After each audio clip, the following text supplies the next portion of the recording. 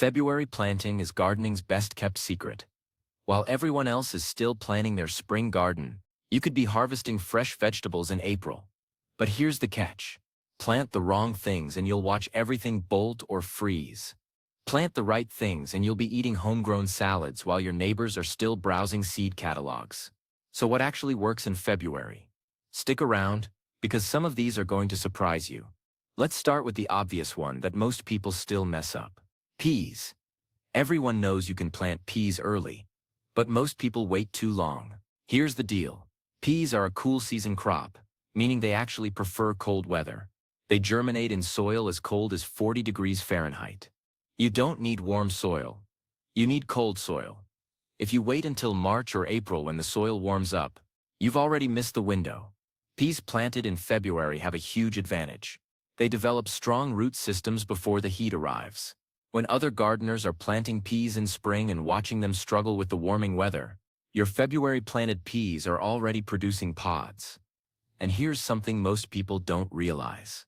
Peas actually taste better when they mature in cool weather.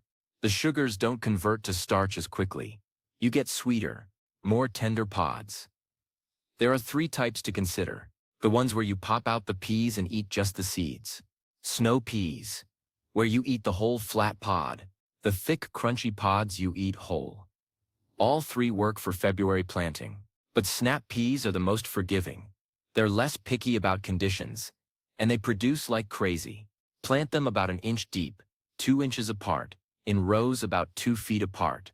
They'll need something to climb. A trellis, some string, chicken wire, anything vertical. Peas can grow 6 feet tall if you let them. Support them from the beginning and you'll get way more production from the same space. Now let's talk about something that sounds crazy but absolutely works. Spinach. You can plant spinach in February in most climates, and it'll laugh at the cold. Spinach seeds germinate in soil as cold as 35 degrees. Below freezing, the seeds just wait. Once it warms up even slightly, they pop. Here's why February spinach beats spring spinach every time. Spinach is triggered to bolt, to go to seed, by increasing day length. When you plant in February, the days are still short. The plant focuses on making leaves, not flowers. You get weeks of harvest. Plant the same spinach in April, and you might get 2 weeks before it bolts. The longer days trigger flowering almost immediately. Spinach also handles frost like a champion.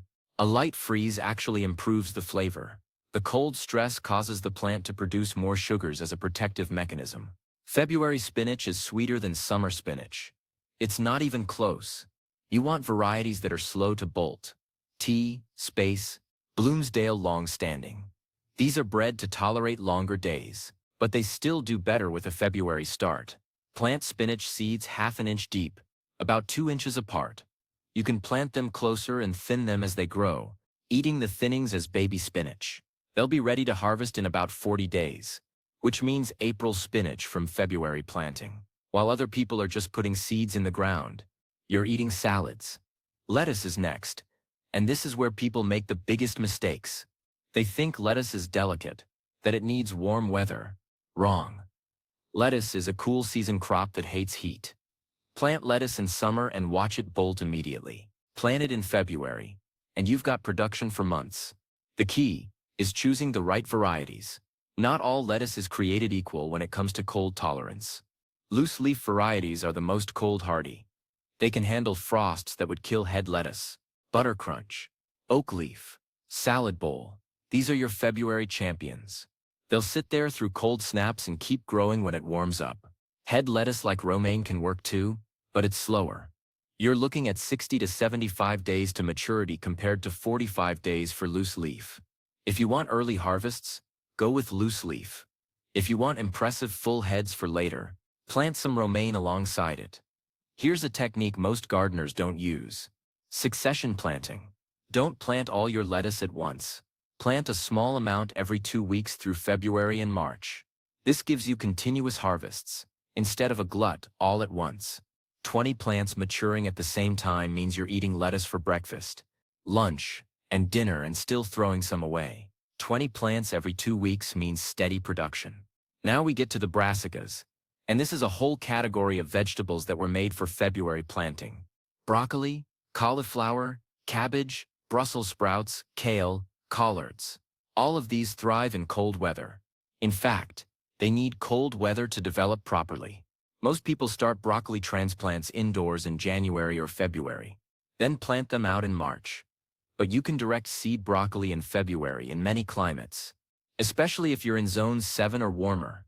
The trick is knowing that broccoli seeds germinate slowly in cold soil. You're looking at 2 to 3 weeks for germination compared to 1 week in warm soil. Be patient.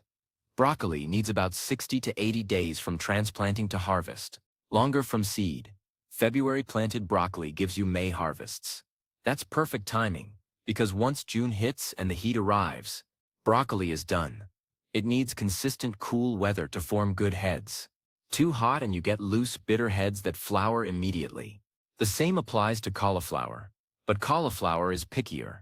Wild swings from cold to warm stress the plant and cause the heads to button, forming tiny premature heads that never develop. If your February weather is consistent, cauliflower works great.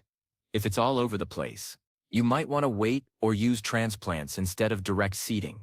Cabbage is more forgiving than either broccoli or cauliflower. It's more cold hardy, and it's less likely to bolt from stress. Early cabbage varieties like Early Jersey Wakefield can be planted in February and will give you heads by late spring. They're smaller heads, usually 2 to 3 pounds, but they mature fast.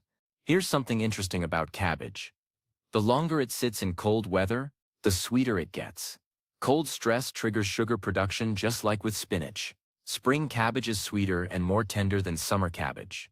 It's also less likely to have the worm problems that summer cabbage deals with. The cabbage moths aren't as active in early spring. Brussels sprouts are the odd one out in the Brassica family. You can plant them in February, but they take forever to mature. We're talking 90 to 100 days from transplanting. If you plant Brussels sprouts in February, you're looking at June harvests, and by then it's too hot for them. So why mention them? Because if you're in a climate with mild summers, or if you're planning for a fall harvest, February is when you start Brussels sprouts for October and November production. It's playing the long game. Kale and collards deserve their own section because they're basically indestructible. You can plant kale in February and it'll still be producing in December. Kale handles frost, freeze, heat, drought, basically everything except tropical conditions. It's the cockroach of the vegetable world, and I mean that as a compliment. February planted kale gives you harvest by April that continue through the entire year. You harvest the outer leaves and let the center keep growing. One plant can produce for months. Kale also gets better after frost. The cold converts starches to sugars. If you've ever tried kale and thought it was bitter, you were probably eating summer kale. Winter kale is completely different. It's sweet, tender, almost buttery. Same cold tolerance, same continuous production. Slightly different flavor. They're more popular in the South, but they grow anywhere kale grows. The advantage of collards is the leaves get bigger. You can harvest full-sized leaves for cooking. Kale tends to have smaller leaves unless you let it get huge. Now let's talk about root vegetables. And this is where February planting really shines. Carrots, radishes, turnips, beets. And they'll perform better than spring-planted versions. Carrots are the tricky one. They need loose, well-worked soil. Compacted soil gives you forked, twisted carrots. But they're cold hardy. Carrot seeds germinate slowly in cold soil, sometimes taking 3 weeks. Most people give up, thinking the seeds didn't work. They did. They're just slow. Here's the trick with February carrots. Pre-sprout them. Take a damp paper towel, put the seeds in it, fold it up, and stick it in a plastic bag. Keep it at room temperature. Check it every day. When you see tiny white roots emerging, usually after 5 to 7 days, plant them immediately. These pre-sprouted seeds come up in the garden within days instead of weeks. It's like fast-forwarding through the slow part. Carrots planted in February and maturing in cool weather taste better than summer carrots. They're sweeter, less woody, more tender. The same cold stress sugar thing that happens with other crops happens with carrots too. Radishes are the opposite of carrots in terms of speed. Radishes are the fastest vegetable you can grow. Some varieties are ready in 21 days. That means February planted radishes are harvested in March. They're perfect for impatient gardeners or for filling space between slower crops. Radishes also do something useful for your soil. They're called tillage radishes for a reason. Their roots break up compacted soil. If you've got heavy clay, planting radishes and letting some go to seed actually helps loosen things up for future crops. Plus, radish seed pods are edible, great in salads. Turnips are underrated. Most people think of turnips as animal feed or something their grandparents ate. But spring turnips, the ones planted in February and harvested young, are completely different from storage turnips. They're mild, slightly sweet, tender. You can eat them raw. The greens are also edible and packed with nutrients. Turnips mature in about 40 to 50 days, making them another fast crop for February planting. Hikure turnips are the variety that changed people's minds about turnips. They're a Japanese variety that's sweet enough to eat like an apple. If you've never tried them, February is the time. And they're another crop that handles cold like a champion. Beet seeds are actually clusters of seeds. So you get multiple plants from each seed. You'll need to thin them. Don't throw away the thinnings. Baby beet greens are delicious in salads. Beets take about 50 to 60 days to mature. February planted beets are ready by April. The cool weather keeps them tender. Summer beets can get woody and tough. Spring beets stay sweet and soft. And if you've only ever had canned beets, you don't know what beets actually taste like. Fresh roasted beets from your garden are a completely different vegetable. Now let's get into some crops that most people don't think about for February planting. Onions and garlic. Technically, garlic gets planted in fall, but if you missed that window, February is your second chance in some climates. Garlic needs a cold period to form bulbs properly. That's called vernalization. If you plant garlic in February, it'll get enough cold to vernalize, but it won't have as much time to grow. You'll get smaller bulbs, but you'll still get bulbs. Onions are different. You can plant onion sets, those little bulbs, in February, and they'll grow into full-sized onions by summer. The advantage of February planting is the plants establish early and have more time to grow before the heat arrives. Bigger plants mean bigger bulbs. There's also a difference between short day, intermediate day, and long day onions. This matters. Short day onions form bulbs when days are 10 to 12 hours long. They're for southern climates. Long day onions need 14 to 16 hours of daylight. They're for northern climates. Intermediate day onions work in the middle zones. If you plant the wrong type for your area, you'll get onions that either form tiny bulbs or don't bulb at all. Check your variety. Potatoes deserve mention because February is potato planting time in many regions. Potatoes are frost hardy. The plants can handle light freezes. What they can't handle is heat during tuber formation. If it's too hot when the plant is making potatoes underground, you get small, low-quality tubers. February planted potatoes grow during cool spring weather and form tubers before the summer heat arrives. This gives you bigger, better potatoes. You're also getting them out of the ground by June or July, which frees up space for summer crops. The process is simple. Get seed potatoes. Cut them into chunks with at least 2 eyes each. Let them dry for a day, and plant them 4 inches deep. They'll send up shoots in a few weeks. As the plants grow, you mound soil up around them. This gives the developing tubers more room and keeps them from turning green. Green potatoes are poisonous, so this matters. Arugula and Asian greens are fast-growing crops perfect for February. Arugula is ready in 30 to 40 days. It's spicy, peppery, and gets bitter when the weather warms up. February planted arugula is mild and delicious.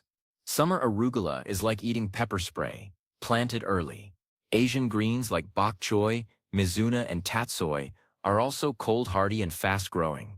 They're ready in 30 to 50 days depending on size. Baby bok choy can be harvested even faster. These crops are popular in Asia precisely because they grow well in cool weather and provide fresh greens early in the season. Fava beans are another February option that most American gardeners ignore. They're huge in Europe and the Middle East. They handle frost and freeze. They actually need cool weather to set pods. If you try to grow fava beans in summer, they'll fail. February is the perfect time. Fava beans also fix nitrogen in the soil. They're a legume, like peas, and they have bacteria on their roots that convert atmospheric nitrogen into a form plants can use. When you're done harvesting, cut the plants at ground level and leave the roots in the soil. They'll decompose and add nitrogen for the next crop. Here's something else about February planting that doesn't get mentioned enough. Pest pressure is lower. Aphids, cabbage worms, cucumber beetles, squash bugs. All the pests that destroy summer gardens aren't active yet. February planted crops grow with minimal pest problems. By the time the pests wake up, your crops are already established and more resistant. Disease pressure is also lower in cool weather. Fungal diseases like powdery mildew and blight thrive in warm, humid conditions. February planted crops mature before the weather turns favorable for disease. You get cleaner, healthier plants. The soil is also easier to work in February in many regions. It's not dried out and hard like summer soil. It's moist and workable. You can prepare beds without fighting the earth. Now let's talk about the practical side of February planting. You need to know your last frost date. This varies wildly depending on where you live. Someone in Florida has a different February than someone in Montana.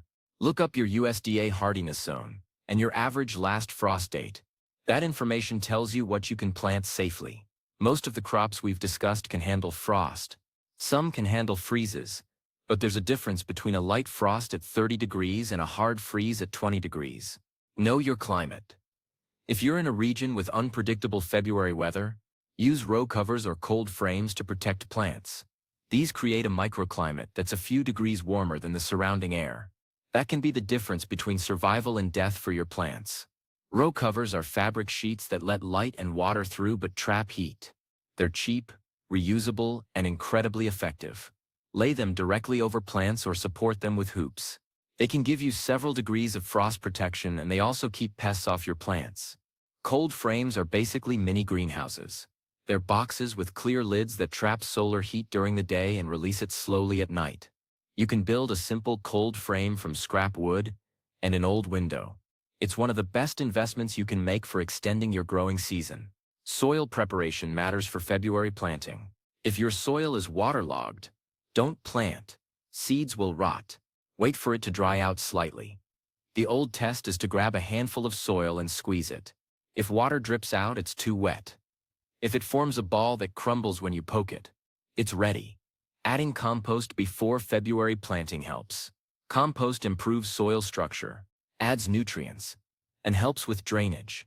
It also darkens the soil, which helps it absorb more heat from the sun. Darker soil warms up faster in spring. That means faster germination and better plant growth. Keep records. Write down what you planted, when you planted it, what variety, and how it performed. Next year, you'll have data. You'll know exactly what worked in your specific garden with your specific soil and climate. Gardening is experimentation. The more you track, the better you get. If you're serious about getting ahead this year, February is your month. While everyone else is scrolling through Pinterest looking at garden photos, you could be outside actually planting. And in 2 months, when they're just starting, you'll be harvesting. That's the real advantage of February planting. You're working with nature's schedule, not against it. If you want more gardening tips that actually work, subscribe and turn on notifications. More videos coming soon.